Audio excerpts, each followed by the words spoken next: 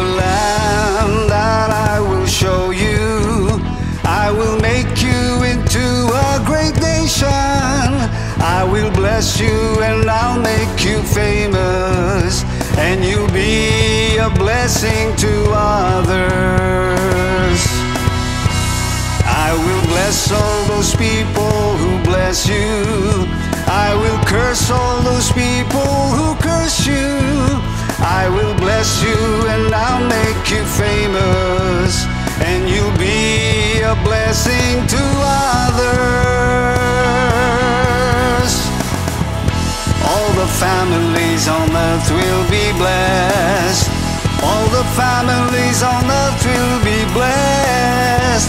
All the families on earth will be blessed to you.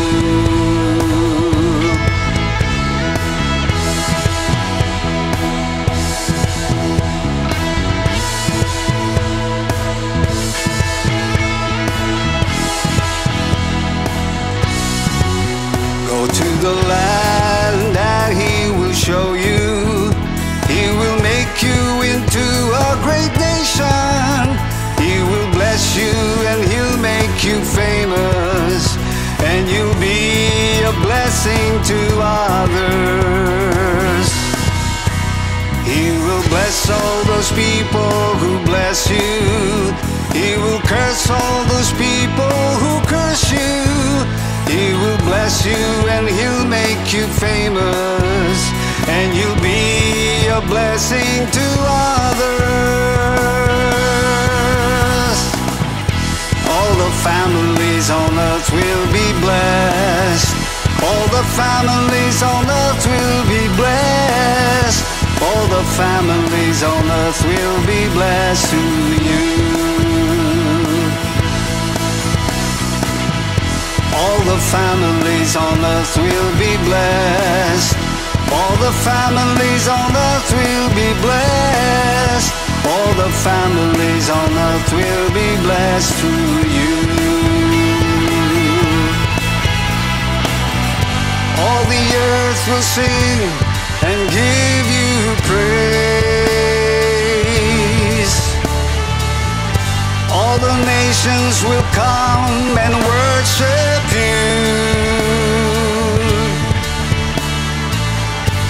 Every tribe and people will bless your name. Every knee will bow and every tongue confess that you are Lord. You are Lord. All the families on earth will be blessed. All the families on earth will be blessed. All the families on earth will be blessed through you. Oh, all the families on earth will be blessed. All the families on earth will be blessed. All the families on earth will be blessed through you.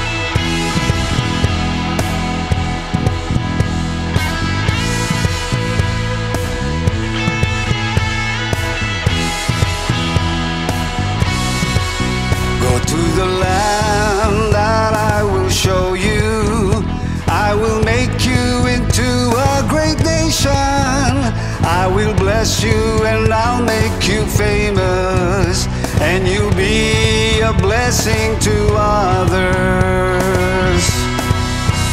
I will bless all those people who bless you. I will curse all those people who curse you. I will bless you and I'll make you famous, and you'll be a blessing to others.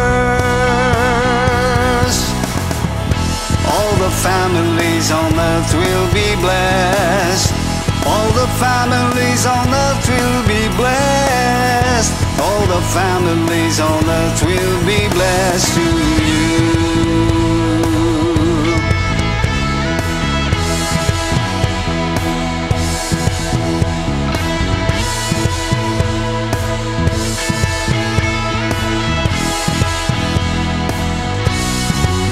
Go to the land that He will show you. He will make you into a great nation. He will bless you and He'll make you famous, and you'll be a blessing to others. He will bless all those people who bless you. He will curse all those people who curse you. He will bless you and He'll make you famous, and you'll be a blessing to others. All the families on earth will be blessed. All the families on earth will be blessed. All the families on earth will be blessed to you. All the families on earth will be blessed. All the families on earth will be blessed. All the families on earth will be blessed through you. All the earth will sing and give you praise. All the nations will come and worship you. Every tribe and people will bless your name.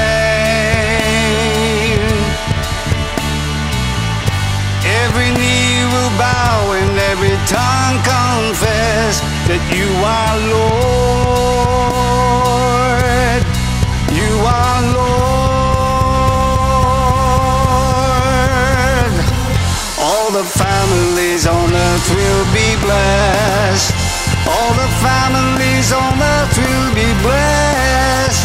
All the families on earth will be blessed through you. Oh, all the families on earth will be blessed. All the families on earth will be blessed. All the families on earth will be blessed through you.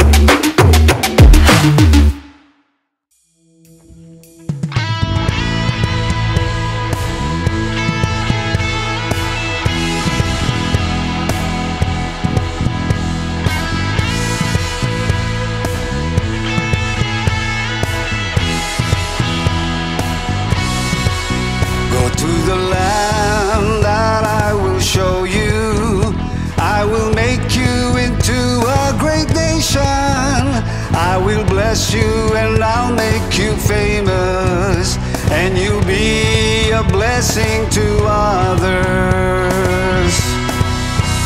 I will bless all those people who bless you.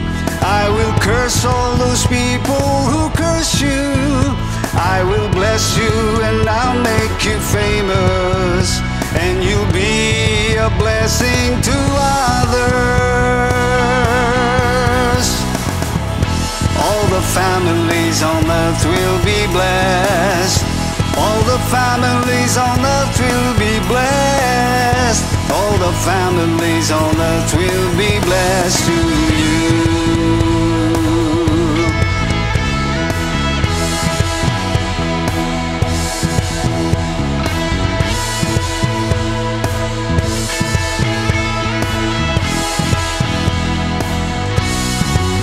Go to the land that He will show you. He will make you into a great nation. He will bless you and He'll make you famous, and you'll be a blessing to others. He will bless all those people who bless you. He will curse all those people who curse you. He will bless you and He'll make you famous, and you'll be a blessing to others. All the families on earth will be blessed. All the families on earth will be blessed. All the families on earth will be blessed to you. All the families on earth will be blessed. All the families on earth will be blessed. All the families on earth will be blessed through you. All the earth will sing and give you praise. All the nations will come and worship you. Every tribe and people will bless your name.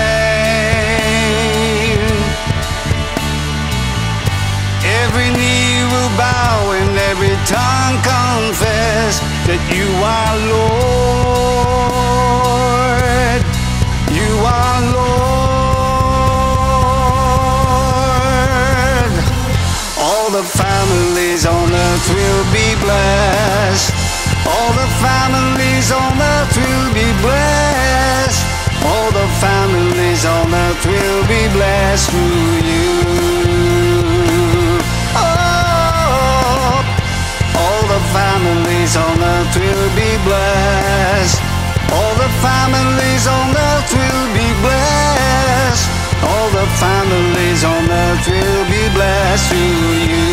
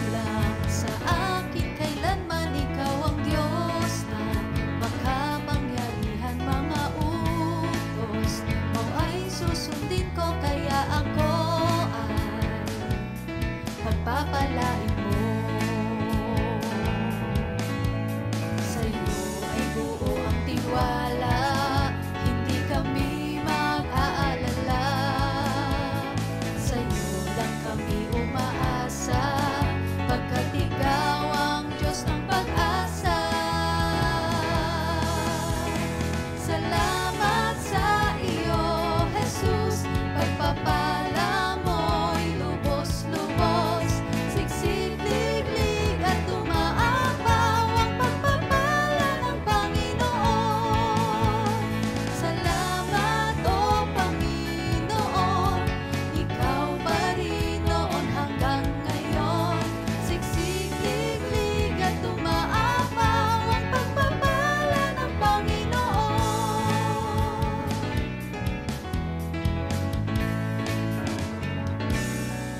Napakabuti ng ating Diyos sa lahat ng kanyang mga lingkod. Ang biyaya niya ay laging sapat, kaya tayo ay maging tapat. Di ka nagkulang sa akin kailanman, ikaw ang Diyos na makapangyarihan. Mga utos mo ay susundin ko, kaya ako ay pagpapalain mo. Sa'yo ay buo ang tiwala, hindi kami mag-aalala. Sa'yo lang kami umaasa, pagkat ikaw ang Diyos ng pag-asa. Salamat sa iyo, Jesus. Pagpapala mo'y lubos-lubos, siksik-liglig at tumaapaw ang pagpapala ng Panginoon.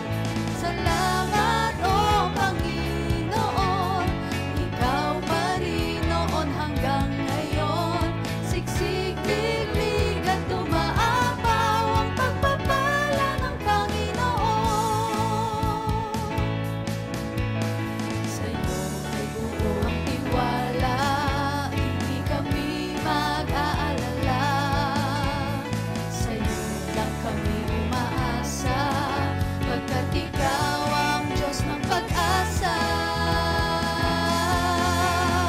Salamat sa iyo, Jesus. Pagpapala mo'y lubos-lubos, siksik-liglig at tumaapaw ang pagpapala ng Panginoon.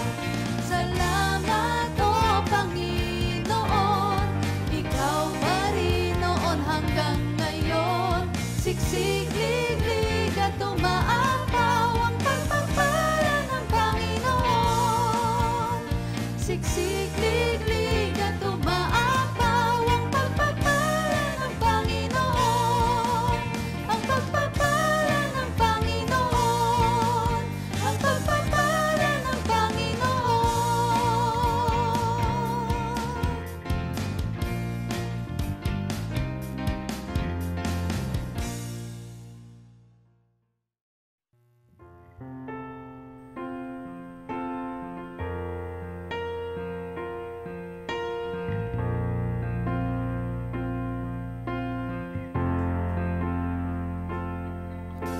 Walang hanggang katapatan sa buhay ko'y lagi mong laan. Narito dahil sa biyaya mo, habang buhay magpupuri sa'yo. Pupurihin ka sa awit, itataas ang aking tinig, itatanghal sa buhay ko'y tanging ikaw, O Diyos. Higit pa sa kalangitan, ang iyong kalwalhatian, kadakilaan mo'y di mapapantayan. Walang hanggang katapatan sa buhay ko'y lagi mong laan. Narito dahil sa biyaya mo, habang buhay magpupuri sa'yo.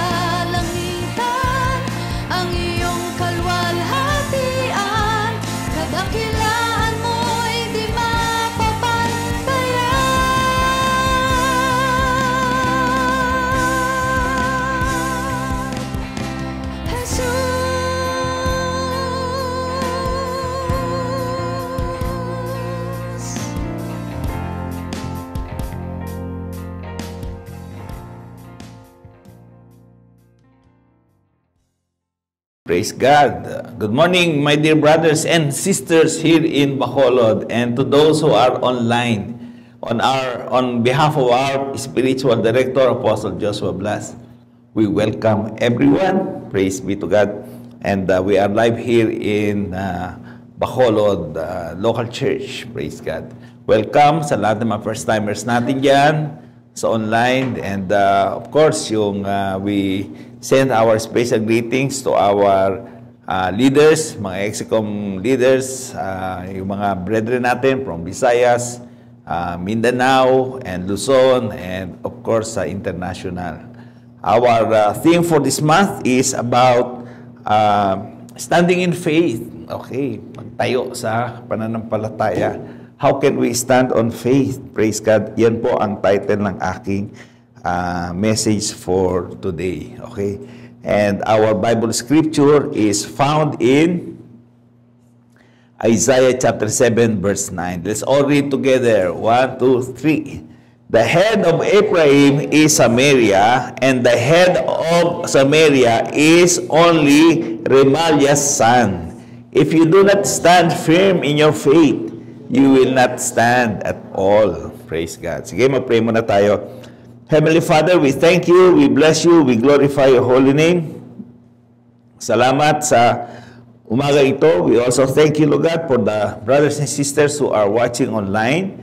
And we pray for the power of your Holy Spirit to anoint my lips and anoint our ears and hearts, Lord God, as we receive your word today.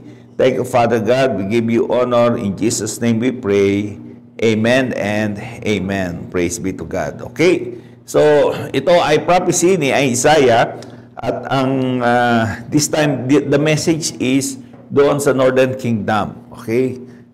Nung time na yon is papasukin sila ng Assyria. So, sabi ng Bible is this: the head of Ephraim is Samaria. Ang capital city ng Northern Kingdom is none other than Samaria. Okay? And then, ang head ng nandoon sa Samaria ay walang iba kundi daw yung anak ni Remaliah. Okay? Sa ibang translation ay specifically minention yung pangalan. Okay? Siya yung hari. Okay? Pero sabi ni Prophet Isaiah, kung ang Northern Kingdom kinakailangan maging matatag siya, okay? At siya ay hindi maging isang mahina or subject to conquest by her enemy, kinakailangan yung capital city ng Northern Kingdom is matibay din, strong din, yung Samaria. Okay? And for Samaria to become strong, kinakailangan yung kanyang hari, yung kanyang king is also strong. Okay? Hindi pwedeng mahina lahat. Okay? So ang ang malaking nation is para siya maging strong, kinakailangan yung kanyang capital ay strong din. At yung capital para maging strong, dapat yung leader niya ay strong din. Okay? He has to stand firm in his faith. Kinakailangan daw maging matibay siya sa kanyang pananampalataya. He must be strong. Okay? Kumbaga, picture natin sa church, kung ang church natin ay gusto natin ang ating bansa will become a strong strong nation, the church must be strong. Ang simbahan ay matatag. Okay? And the people inside the church must be strong in faith. Okay? Kinakailangan ang pananampalataya natin daw ay matibay. Just imagine yung early church, di ba? They were persecuted by the Roman, pero they still continue to pray for the Roman government. Nag-collapse yung Roman government, pero yung church is still growing, di ba? Yung sumunod na mga early church fathers, gano'n din, they were persecuted also. At yung mundo ay gustong i-conquer yung church. But the church was able to overcome all odds. And until now, the church is here. And thank God for those people, yung mga tao whose faith were so strong that they make the church strong. Okay? So, ang turo sa atin is this, sabi, if you do not stand firm in your faith, you will not what? Stand at all. Kapag hindi ka kakapit sa pananampalataya mo, if you will not obey God, if you will not follow the will of God in your life, you will not stand at all. Naandyan yung mga problem, crisis sa finances, crisis sa relationship, crisis sa mundo, di ba? Yung materialism, nagka-crouch in dun sa mga batang mananampalataya ngayon. Sa social media platform, is kinakain yung mga Kristiyano. Pero, someone has to stand firm on his faith. Di ba? Kinakailangan i-exercise muna yung faith niya. Unahin ko muna si Lord. Di ba? Susunod muna ako kay Lord. Magdi-devotion muna ako. Magbabasa muna ako ng Bible. I'm going to pray first. Okay. Di ba? Instead of spending time sa maraming bagay. Kapag ka dumating yung point ng crisis sa life mo, test sa buhay mo, you can still stand. Nakakatayo ka pa rin. Di ba? Just like Job. He went through a lot of crisis in his life and yet he is still thankful. Siya ay nagpe-praise pa rin kay Lord. Siya ay kinikip niya pa rin yung kanyang pananampalataya. One good example, yung sinampon ni Jesus is si Lazarus, di ba? Ang sabi doon, there was a poor man. Financially, Lazarus was financially bankrupt. Nag-bankrupt siya. Di ba? At tapos, sabi ganon, he was living beside the gate of the rich man. Pati yung kanyang bahay na foreclosed, nawala na lahat. Okay? Di ba? Wala na siyang kaibigan. Ang friend na lang niya yung aso. Okay? At tapos sabi ng Bible is, he has a lot of sores on his skins. At tapos yung mga dogs doon sa rich man is lalapit sa kanya and they will lick his sore. Okay? Di ba? He was a poor man. He was a bankrupt man. Financially, socially, physically, lahat ng odds ay nado sa harap niya. And yet there is only one thing that is standing in his life, his spirit. He is still, strong in his faith, never question God, never show his spiritual weakness. He is consistent with his relationship with God. And ang sabi ng Bible, when the time comes, the rich man died and the poor man died. Diba? And Lazarus was taken and brought to paradise. Dinala siya doon sa Abraham's bosom where he is comforted.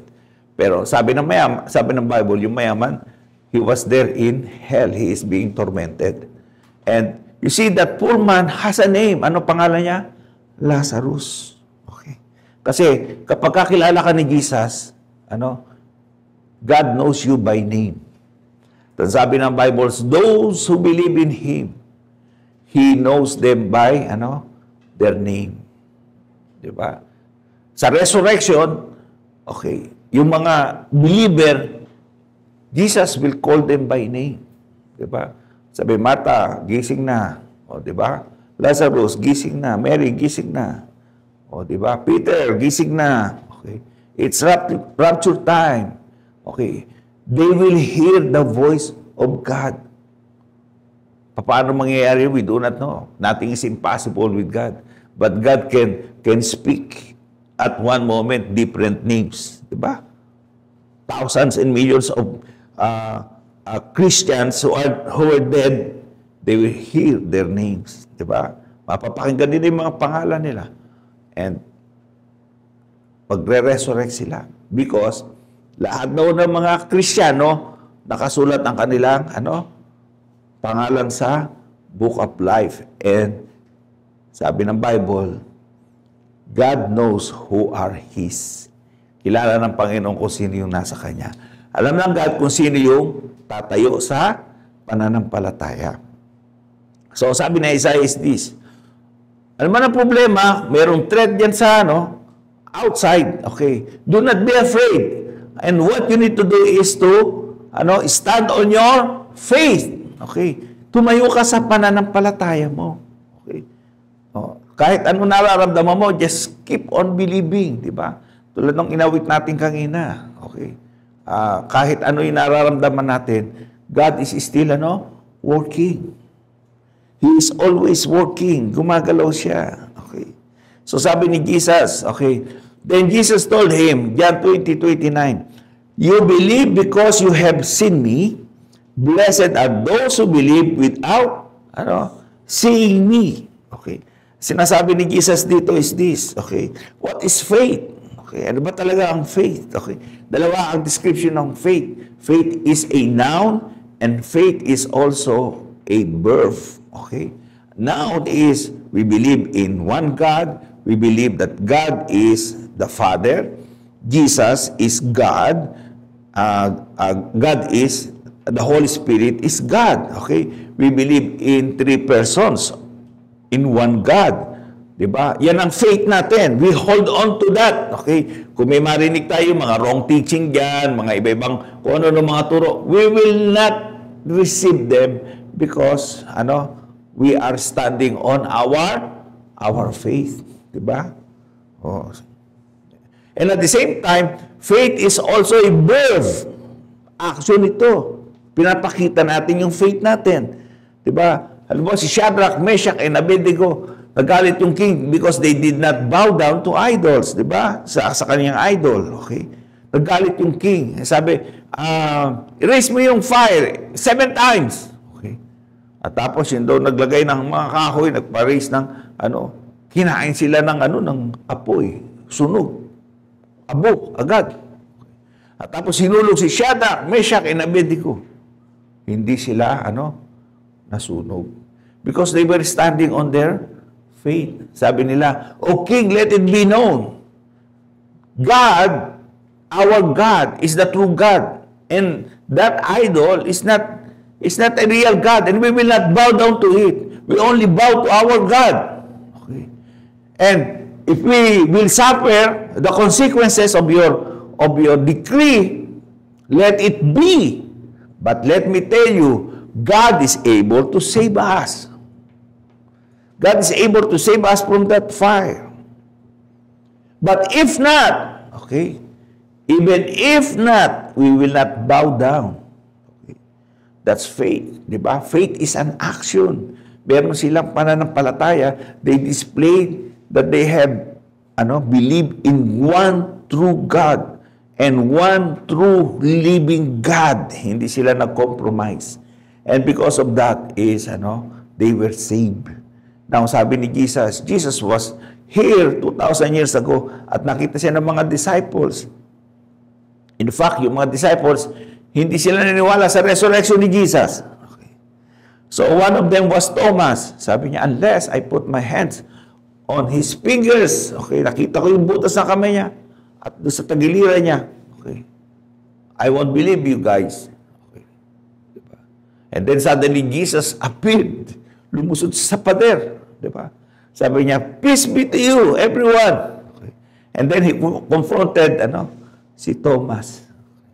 Sabi niya, Thomas, okay, you believe because you have seen me. Okay. But blessed are those who believe without seeing me. We heard his news that he came to this world. He was crucified. And he shed his blood on the cross. He was buried. And after 3 days, he rose again. He rose from the dead. And he went to heaven. Okay. And he promised he will come again. Do you believe that? Diba? Is that your faith? Is that your statement of faith? Diba? Yun ang statement of faith natin. And we will hold on to that. Okay. Kahit anong magsabi, kahit sino magsabi, ay, hindi totoo yun, namatay si Jesus sa cross. Hindi totoo yun. Okay. Tinood? Diyak! Diba? Hindi. Wala, hindi totoo yun. Okay. It's only a, fantasy. Okay. No way. We believe. We believe. And I believe because I have experienced His presence. I have experienced His goodness. Okay. Diba? Yung isang church fathers, sabi sa kanya, sige, mag-loyal ka na sa Di ba? Yung pinag-aralan natin last week, yung sacramentum. Di ba? Kung gusto mo maging Roman citizen, magsasacramentum ka. Ang sacramentum is, magpe-pledge of allegiance ka. Sabihin mo, Caesar is Lord. Okay? And then, there was yung ating church father, sorry, nakalimutan ko pangalan. Sabi niya, binugbog siya, pinahirapan siya. Sabi niya, i-deny mo na lang si Christ. Sabi nga nun. Magbigay ka na lang ng allegiance kay Caesar. Sabi nga nun. May kinalang buhay mo. He was 83 years old then. Okay. Sabi nga nun, may kinalang buhay mo. Sana mag-enjoy ka na lang kasi yung mga benefits ng isang Roman citizen makuha mo. Okay. Pero sabi niya, how could I deny my Lord and my Savior? I am 83 years old now, and He is always good to me. Napakabait niya sa akin. Paano ko siyang i-deny? He has done nothing bad. All He has done to me is His, goodness. How could I deny Him? Okay. So, ginawa sa kanya, pinahirapan siya. Okay, kinulong siya, hard labor, kahit matanda na siya. Okay, tapos, nirelease din siya. Kaya lang, yung weariness of his body, after 2 years, namatay din siya. Okay. Namatay siya. Because he was holding on his faith. He believed in his Savior. He believed in the goodness of his Lord. Okay. Sabi niya, hindi ko siya pwedeng i-deny. Okay. Diba? So, tayo, we believe in one God. We believe He is our Lord and Savior. That's now. Okay. Pero, let's convert this faith into birth. Okay. Fellowship lang, hindi pa natin mabigyan ng priority. 2 oras lang tayo dito. You have all the time sa whole Sunday, sa whole Monday to Saturday. Diba? And then, pagdating ng Sunday, hindi pa natin maibigay. Okay. So, our faith is, not faith at all because it is not converted into action. Okay. How I wish, sana ang dami nga natin di ba? Sa master list natin, ang dami natin pangalan. Okay. That's why, misa sabihin ko sa inyo to misa sa Facebook, ang dami sa akin, friend request. Hindi na ako nagpe-friend request, hindi ako nag-accept. Say, Lord, ang friend ko sa Facebook more than 1,200. And there are still 250 waiting. Sabi ko, buti pa sa Facebook, dumadami. Every week, may new friend ako. How I wish, Lord, sa church, every week, meron new member kami. Diba? Sabi ko, pag may new member, may new friend ako sa Facebook. Pag walang new member, wala akong new friend sa Facebook. Okay. Sabi ko, buti pa yung mga nasa Facebook, 1,000 ng mga followers. Okay. Pero sa church, kokonti. Bakit kaya? Because they were not standing on their faith. They were believing Jesus. Diba? Pero sabi nga natin, sabi ni James, you believe there is one God, good.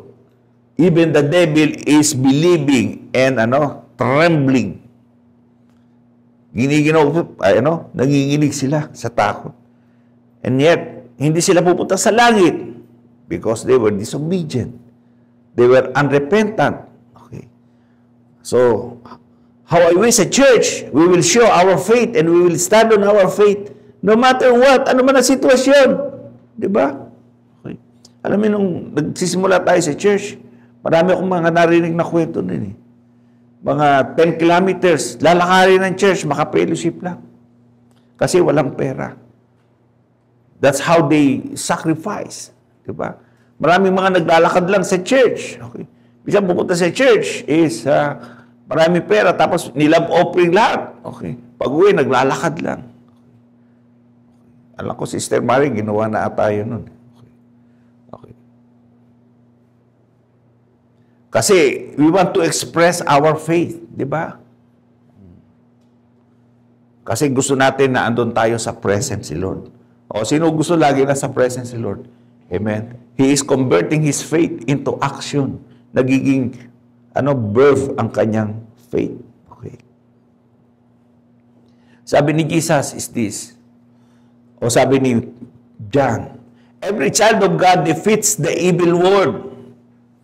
And we achieve this victory through our, Through our faith. Ang pwede lang mag-overcome sa mundo ay yung ating faith. Okay. Kaya nating pagtagumpayan pala yung the evil of this world. Pwede pala nating pagtagumpayan yung lust of the eyes, lust of the flesh, yung pride of life. Okay. And every case of this world, kaya nating i-overcome yan.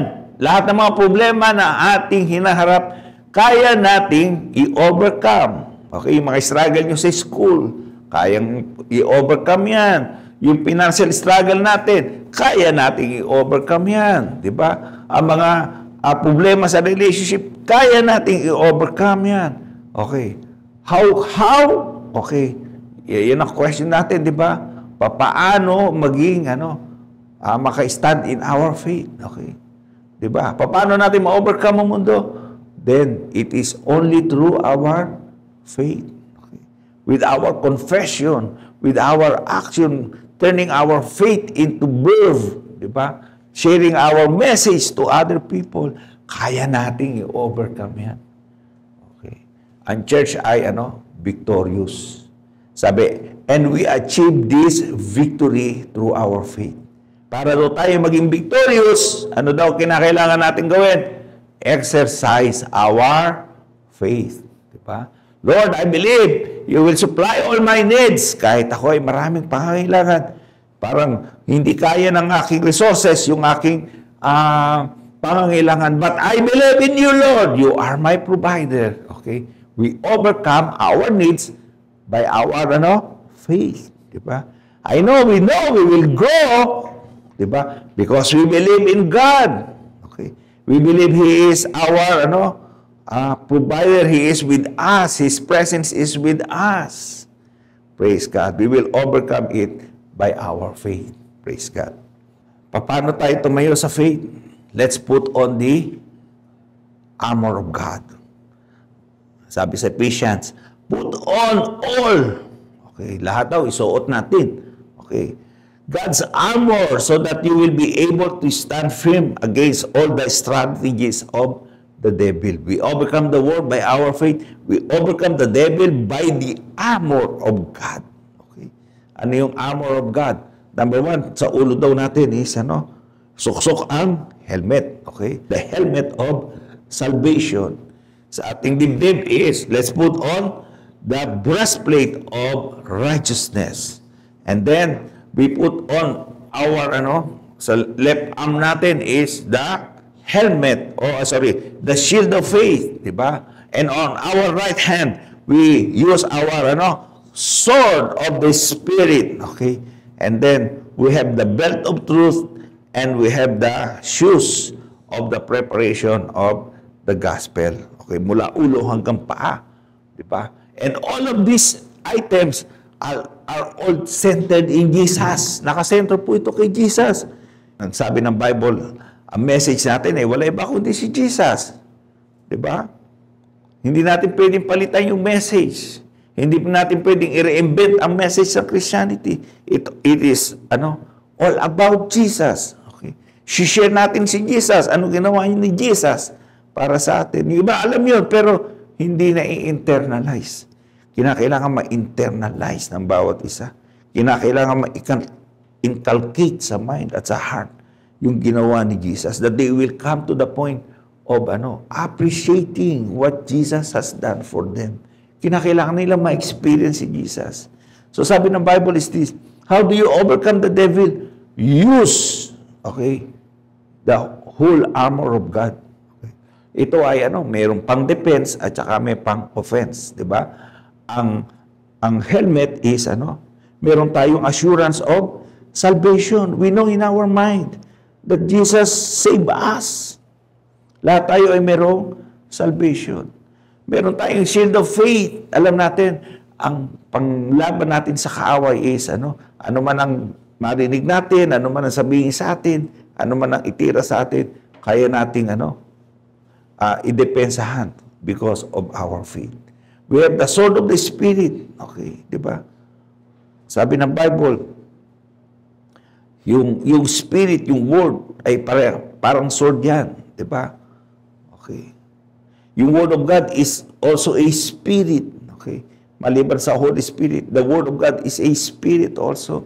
It penetrates the soul and the spirit of every one of us.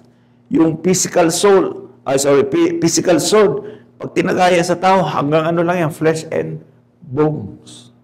Pero ang Word of God, kapag nirelease mo sa isang tao, it is like a spiritual sword. It penetrates the soul and the spirit. Okay. Madidiscern mo kung ang tao isang spiritual o isang tao dito, soulless lang siya. Isa lang siyang emotional o true Christian, true believer. Okay. By the standard of the Word of God. Okay. So lahat ng ito pwede natin gamitin. Di ba?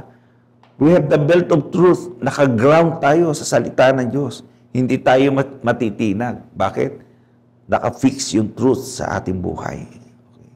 And we are ready to share our faith to anyone. Sabi ni Paul, once you do this, you can stand firm. Question, sino na may helmet of salvation? Meron na kayong helmet? Okay.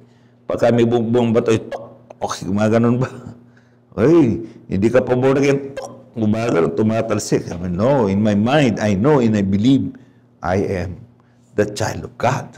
Diba? Praise God. Meron tayong righteousness. Nakikita ng tao is the righteousness of Jesus sa ating buhay. Praise God. Okay. So once we have the armor of God, sabi ng Bible, you will be able to stand firm. Okay. Number 2 is this. Sabi rin ni Paul, praying always with all prayer and supplication in the Spirit and watching thereunto, kasi naka-King James yung akin, with all perseverance and supplication for all saints. Ano sabi niya? Praying always.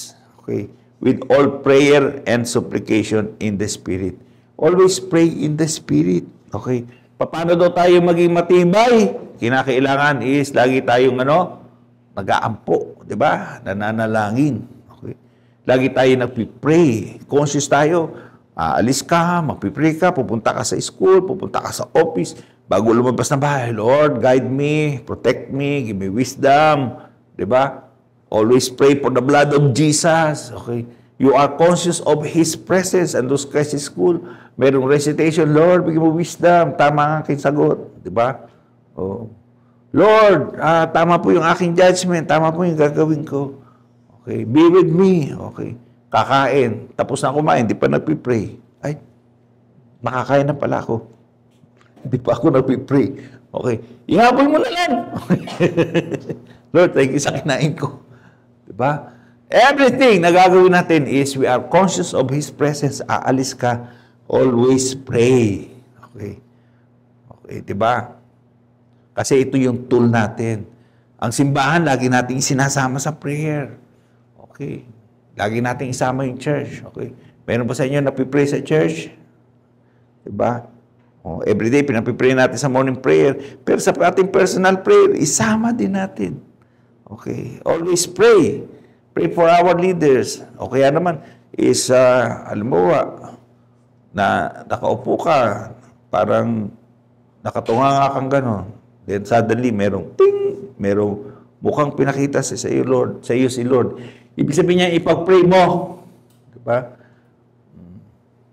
Nagtitingin ka sa cellphone, biglang, ting! Mayroong pumasok na ang buka sa isipan mo. Ipag-pray mo. Kailangan niya ng prayer. Diba? Naandun kayo sa opisina, biglang naisip niyo si Mario, ting! Ipag-pray niyo. Okay. Ibig sabihin, sabi ni Lord sa iyo, pag-pray mo to, kailangan niya ng prayer. We must always be in, the spirit of prayer. Okay. Tingnan nyo to. Okay. Sabi nga nila, okay, ang prayerless Christian is, ano? Powerless. Okay. Okay. Sabi nga ilang araw daw meron sa, ano? Sa isang linggo. There are 7 days in 1 week. A Christian who does not pray in 7 days is weak.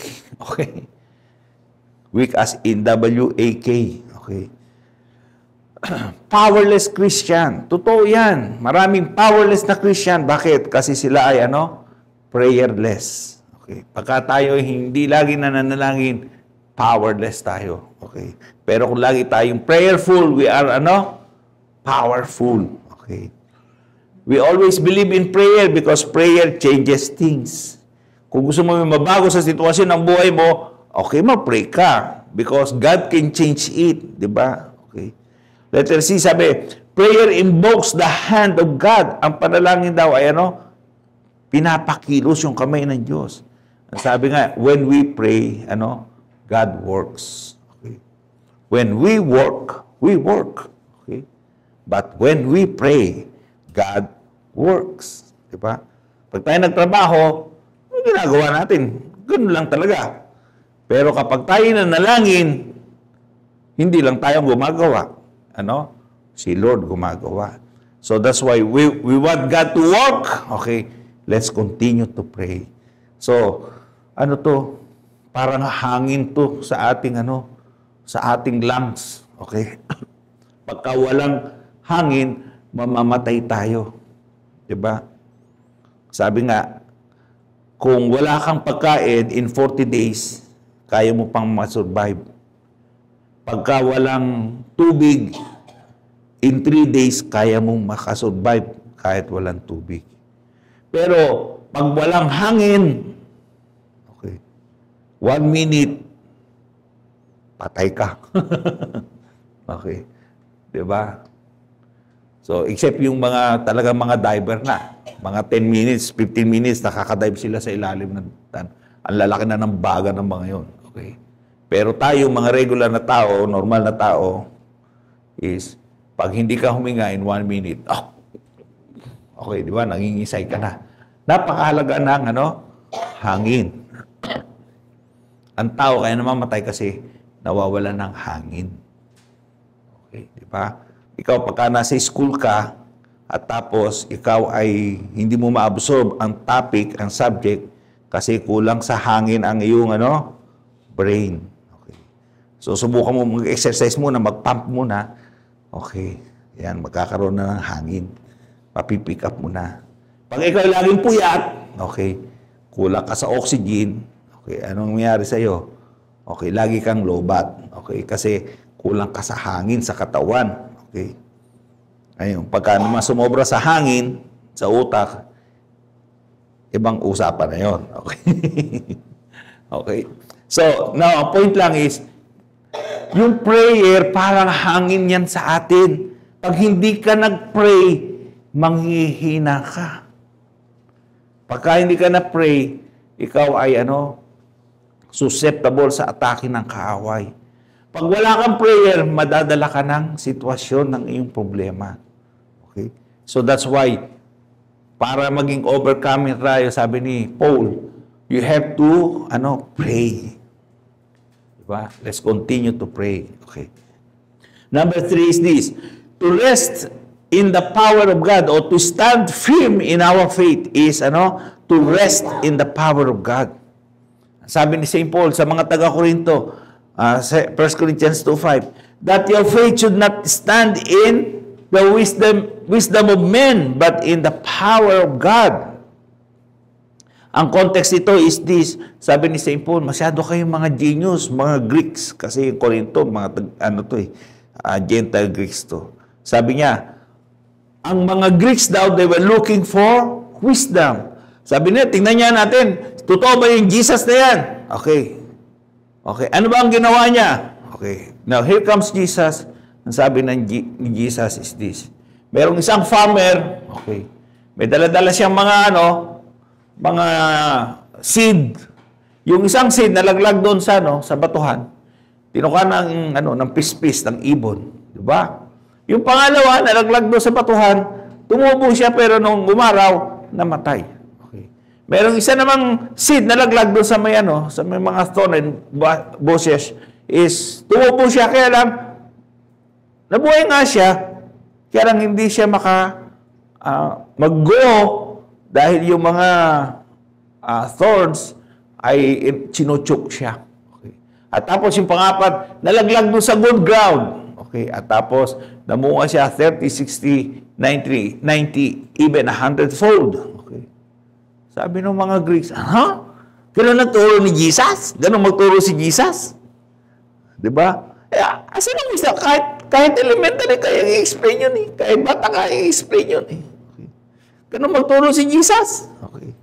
Diba? Yung ba yung Messiah, we're looking for someone na yung talagang magaling magsalita, yung malalim magsalita, yung talagang pag nagsalita siya, kukunin yung attention mo, mga gano'n, di ba? Asa na yun? Yun ba yung Jesus? Yun ba yung Messiah? Di ba? And then sabi ng Bible, sabi ni Paul, the Jews look for miracles. Yung mga Hudyo naman, humanap daw ng miracles.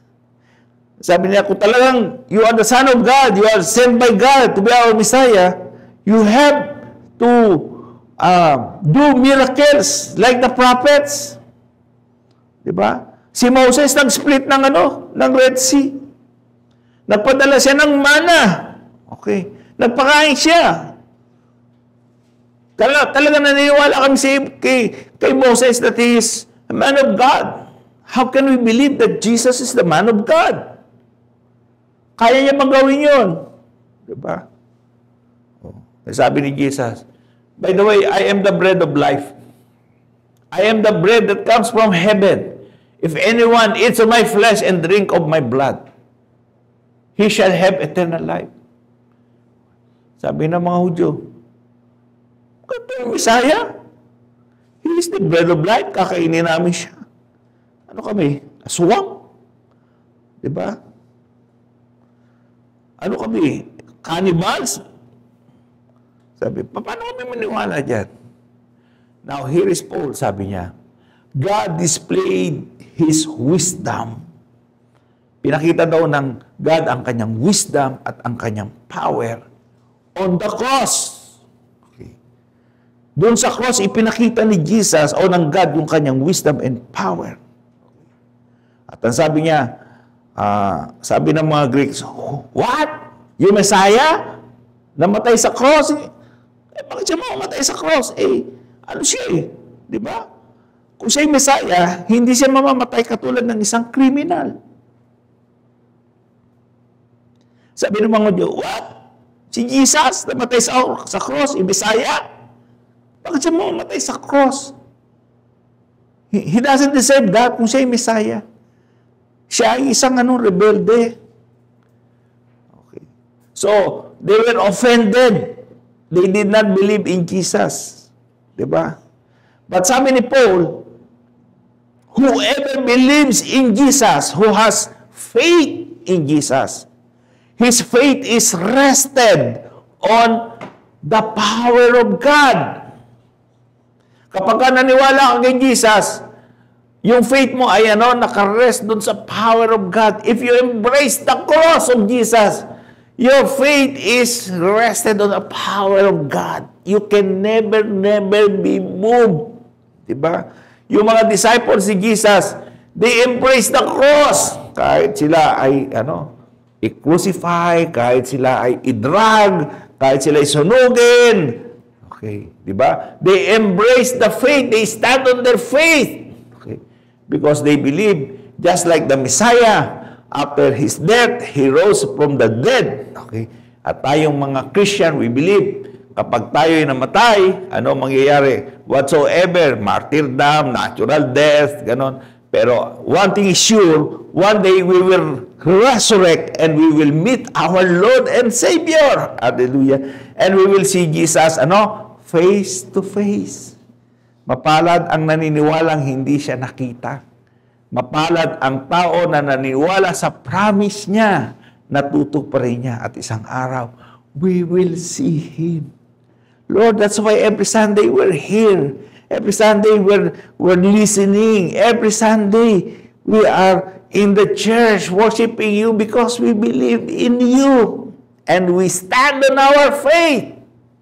No matter what, we will always express our faith in You. Amen. Praise God. So, ang faith ba natin, saan na naka-rest? Sa wisdom ng tao? Sa mga great speeches? Sa mga enticing words? Okay. Sa mga Greek and Hebrew and Aramaic?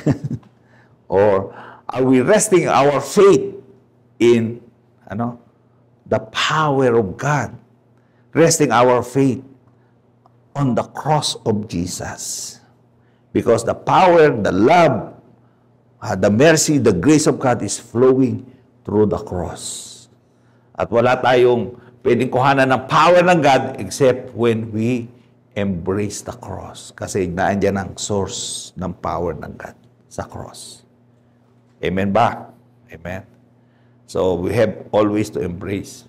That's why the cross must be inside of our life. Ang cross ay hindi lang yung ginaganon sa harap ng mukha. Okay? But the cross is expressed inside of us because we embrace it. It's inside of us. Okay. Maaaring magganong-ganong ka, di ba? Pero kung wala namang cross dun sa loob mo, wala din yun. Okay. Ang tunay na expression ng faith natin is when the cross is inside our hearts. Nandun, nakatayo yung cross ni Jesus dun sa tagipuso natin. Dun sa kasing-kasing dun sa heart natin. Nandun, may nakatayong cross dun. Diba? Because it is inside of us. We live that cross. Okay. We embrace that cross. We carry that cross in our life. Because our faith is resting on the power of God. Doon pinakita ng Diyos, di ba? Doon sa isang bagay na parang hindi mo akalain, gagamitin ng Diyos. Yung minamak mo na isang lugar, yung hindi mo may express. Bakit ganun? Kung He is the Messiah, He must be born in the palace. He must live a luxurious life. He must die naturally. Okay. Diba? Of old age. Pero yung Messiah, 33 years old, patay agad. But you see, that is the place where Jesus died, sa cross na yan, and where we see the power of God. Okay. Diyan niya tinalo si Satanas. Diyan niya tinalo ang kamatayan. Diba? That's why there is no more power.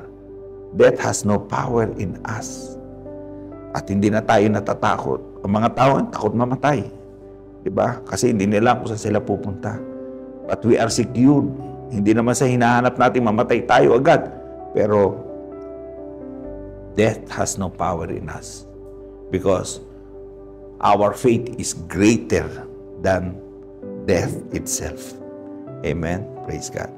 Okay, so conclusion na tayo. Okay. We need to stand in faith. Kinakailangan tumayo tayo sa pananampalataya natin. How do we do that? Sabi natin, the strength of the nation and the strength of the cities are on those who have faith.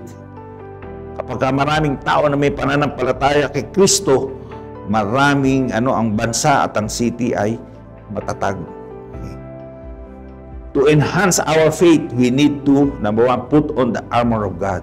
To pray always in faith and embrace the power of the cross. Praise God. At para po naandyan sa inyong lahat na nanood at nakikinig sa ating online, thank you very much for staying with us. And I pray for the love of the Father to be with you and the grace of our Lord Jesus Christ to be with you and the fellowship of the Spirit to be with you. In Jesus' name, Amen. Shalom, Joshua Jan family. Gusto ko pong magpasalamat sa ating Panginoon at gusto ko po siyang i-honor sa kanyang kabutihan sa atin. sa aming buhay bilang mga anak niya. Ako po ay isang OFW dito sa UAE. Kasama ko po ang aking pamilya, mga anak at asawa po. Kami po ay naninirahan dito at syempre po nagtatrabaho bilang isang OFW. Alam ko po na hindi madali ang magtrabaho sa ibang bansa. Pero po dahil blessed po kami ng ating Panginoon kung saan kami ay idinako dito sa UAE at nagpapasalamat po talaga kami sa ating Panginoon. Before po, grabe po ang struggle namin, lalong-lalo na po sa financial po. At naranasan ko po yung magkaroon ng napakaraming credit card kasi dito po sa UAE, ang mga credit cards po ay talagang free nila na pinapamigay ng mga bangko. Para lang sila, syempre, business po yan. At kami naman po, hindi pa namin alam before kung ano yung resulta pag meron kang maraming credit cards. At bukod doon, meron din kami mga loans. So, naranasan po namin yan. Lalong-lalo na po ako. Naranasan ko po yan na yung credit card ko 3, then meron akong loan. So, grabe po yung binabayaran. Kumbaga, sumahod man kami, di pa namin nahawakan yung sahod namin, wala na po siya kasi kinuha na ng bangko. At grabe po yung struggle kasi meron kaming 3 anak at lahat po sila nag-aaral. So, sabi ko po noon sa Panginoon, Lord, anak mo naman kami. Alam namin na ikaw ang may-ari ng lahat. Amen? So, praise be to God kasi po, ang ating Panginoon ay tapat. Amen? So, niremind po niya sa akin yung Proverbs 3:9 kung saan sabi niya nga po doon is, honor the Lord with your wealth, with the first fruits of all your crops. Then, your barns will be filled to overflowing, and your vats will brim over with new wine. Ito po yung pinaremind sa akin ng Panginoon. At during that time po, ang verse na yan, naalala ko po yan during umattend kami ng convocation. So, doon ko yan siya. Pero inulit-ulit yan sa akin ng Panginoon na hindi mo kasi ako ino-honor. Amen? So, sabi nga ng ating mga leaders is yung first fruit is not a tradition. It is a lifestyle. Maging po yung pagbibigay, di ba? It's not a tradition. It's a lifestyle. So, bilang anak ng Panginoon, amen, pinapaalala sa atin ng Lord yun. So, during the time po, na doon nga sa convocation sa Philippines, is doon ko na naisip at na pinaalala nga sa akin ng Lord na kailangan kong gawin ito. So, nag-usap kami ng asawa ko, sabi kong ganyan, sige, bigay natin ito kahit na maliit ito dahil dito sinabi ng Lord, kailangan natin gumawa ng aksyon. So, binigay po yun, binigay po namin yung pera na yan. Kasi, syempre, pag bakasyon ka po sa Pilipinas, kailangan mo ng allowance na po. Pero, sabi ko, God will provide. Basta sundin natin ang Lord. So, yun po, ginawa po namin. Then, later on, alam po ninyo, grabe kong mag-bless ang Lord. Though, ang hinihingi lang naman po namin is yung magkaroon kami ng freedom. Amen? Ng breakthrough. Mawala yung mga utang kasi di ba ang sakit sa ulo nun. Ginawa po ng Lord is that hindi lang niya tinanggal yung mga credit cards namin, kundi binigyan niya pa kami ng income monthly. Aside doon sa aming sinasahod sa aming pagtatrabaho. Kasi sabi nga namin, Lord, kung kaya mong gawin sa mga hindi mo pa anak, amen, kami pa kaya na anak mo. So, doon po na realize ko talagang napakabuti ng Lord sa amin. So, aside po dyan, nung umuwi nga kami ng Pilipinas, meron po kasi kaming application para po mag-migrate sa ibang bansa. And then, kinakabahan po ako noon dahil yung application po na yun is talagang meron siyang struggle kasi yung mga kasama ko, yung mga ibang applicant po, talagang yung experience nila is 15 years, ganyan. 15 years, 10 years bilang doon sa specific na application na yon. And then ako po, sinabi ko doon, 2 years lang ako. Pero sabi ko, si Lord ang bahala. I trust Him. So, nagkasabay-sabay po yun. Nung nasa Pilipinas kami, that was 2023, is timing po, doon ako in-interview sa Pilipinas through WhatsApp lang. And then, praise be to God po. Natanggap po ako doon sa application na yun. So, kami po ay nagpo-process na ng aming mga papel. Pero, it takes time naman. So, napakabuti ng Lord. Susunod lang tayo doon sa gusto niya. Amen? So, ang ating Panginoon, hindi tayo pagkukulangin. At yun po, ang kabutihan ng ating Panginoon. Amen? Basta susunod tayo. Amen? We need to honor.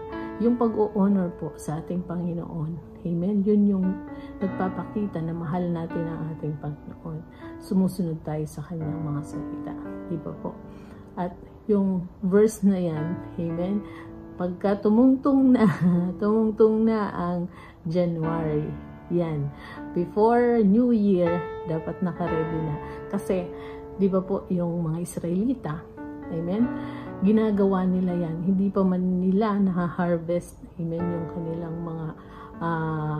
mga crops, amen? Nakahanda na kaagad yung kanilang first fruit.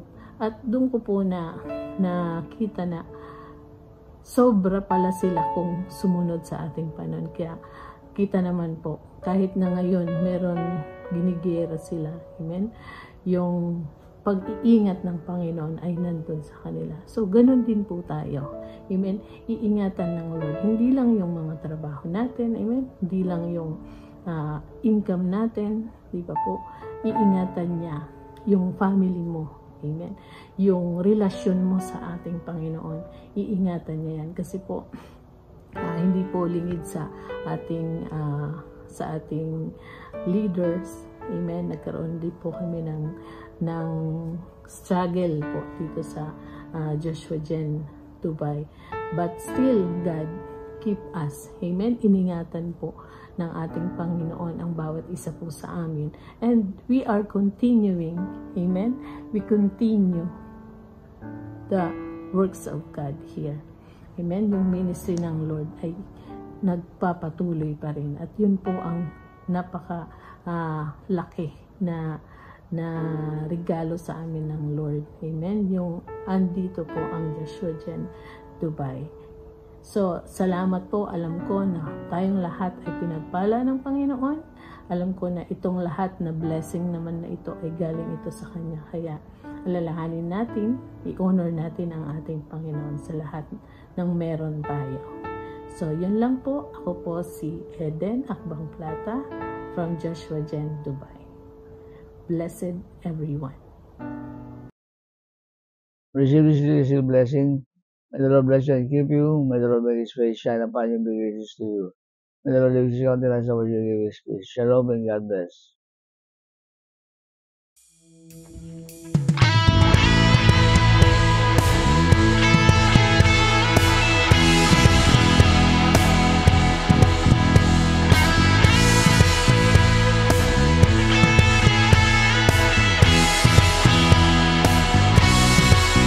Go to the land that I will show you. I will make you into a great nation. I will bless you and I'll make you famous, and you'll be a blessing to others. I will bless all those people who bless you. I will curse all those people who curse you. I will bless you and I'll make you famous, and you'll be a blessing to others. All the families on earth will be blessed. All the families on earth will be blessed. All the families on earth will be blessed to you.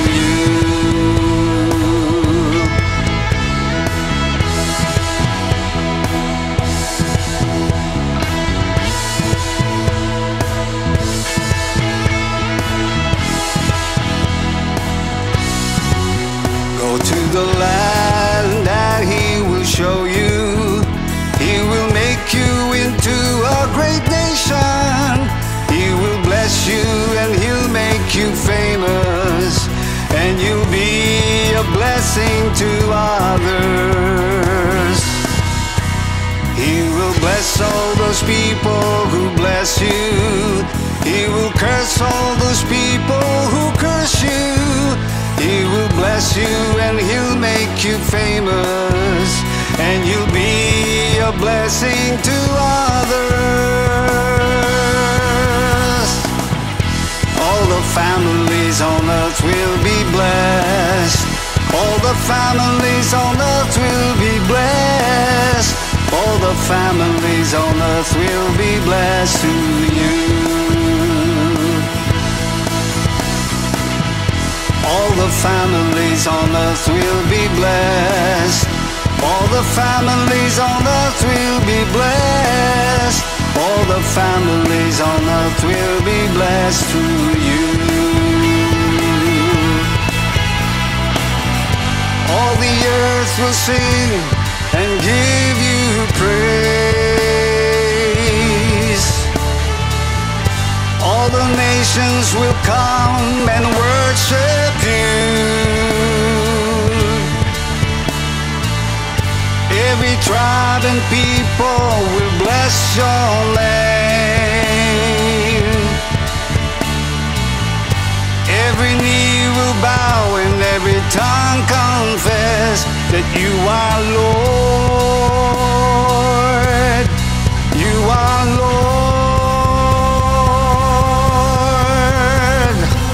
All the families on earth will be blessed. All the families on earth will be blessed.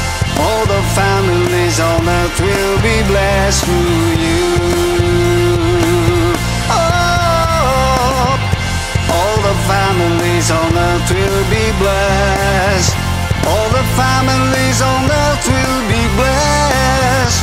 All the families on earth will be blessed through you.